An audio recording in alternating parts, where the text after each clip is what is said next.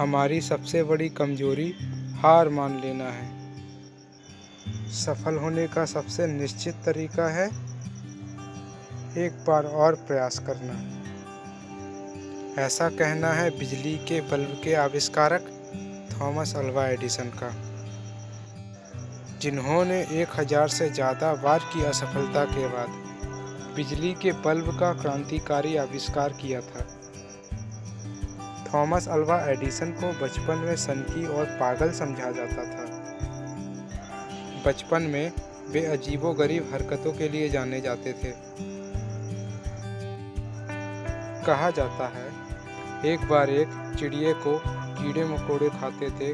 उन्होंने ये सोचा शायद उड़ने के लिए कीड़े खाना जरूरी है। उसके बाद उन्होंने कुछ कीड़ों को इकट्ठा कर लिया और उसका घोल बनाकर उसे अपने दोस्त को पिला दी।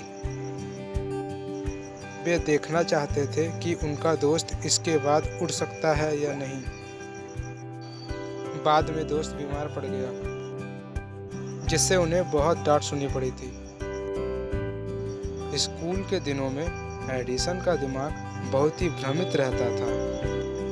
वह अपने में ही कहीं खोए हुए रहते थे और टीचर्स की बातों को ध्यान नहीं देते, जिसकी वजह से उन्हें स्कूल से निकाल दिया गया।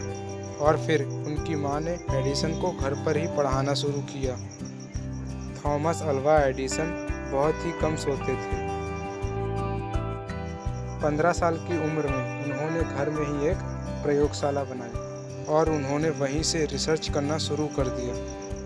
उन्हें सनकी और पागल समझा गया, पर लोगों की परवाह किए बिना वे अपने शोध में लगे रहे और देखते ही देखते हजारों असफलताओं के बाद बल्ब का आविष्कार किया और इस दुनिया को रोशनी से चकाचौंध कर दिया, जिसकी वजह से दिन में कामकाजी घंटे बढ़ गए। पढ़ने, काम करने और खेलने के लिए ज़्यादा समय मिलने लगा।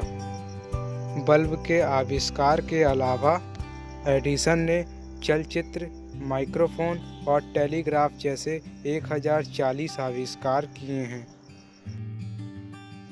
सारी दुनिया ने उनकी प्रतिभा का लोहा माना है और इसी वजह से उन्हें जीनियस कहकर बुलाया जाता है। अपनी ज़बरदस्त कामयाबी के बावजूद एडिसन आम लोगों से जुड़े हुए थे। उन्होंने कभी भी अपनी सफलता का घमंड नहीं किया।